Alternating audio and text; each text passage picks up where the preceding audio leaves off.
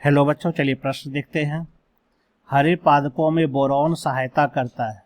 तो यहाँ बताना है कि जो बोरॉन जो कि सूक्ष्म पोषक पदार्थ है, यह किस काम में सहायता करता है। तो चलिए इससे संबंधित पहले हम लोग मुख्य अवधारणा देख लेते हैं कि बोरॉन करता क्या है।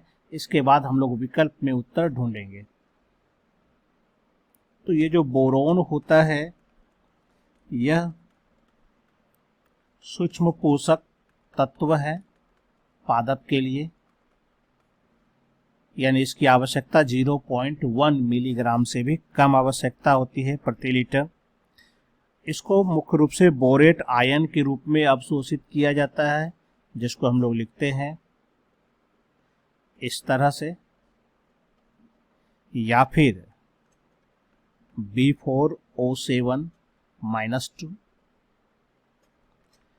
इस रूप में इसका अवशोषण पादप करता है।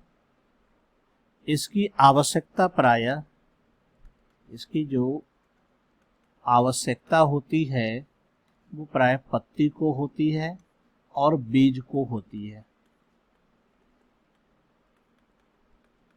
और इसके अगर हम काम के बारे में जानें तो कई सारे इसके महत्वपूर्ण काम है, जैसे यह परागकण के अंकुरण में यह मदद करेगा, अंकुरण में मदद करता है और फिर उसकी यह वृद्धि कराता है। तो यह काम इसका प्रमुख है। इसके अलावा अगर हम इसको देखें तो यह फ्लोएम में शर्करा के परिवहन में मदद करता है,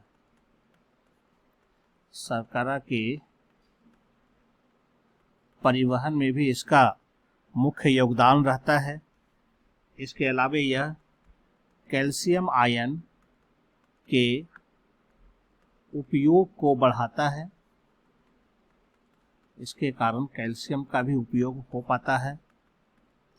इसके अलावा यह कोशिका दीर्घन में भी मदद करता है और कोशिका विभेदन में भी यह मदद करता है। ये सारे काम इसके हैं। चलिए हम लोग विकल्प देखते हैं क्या कहता है।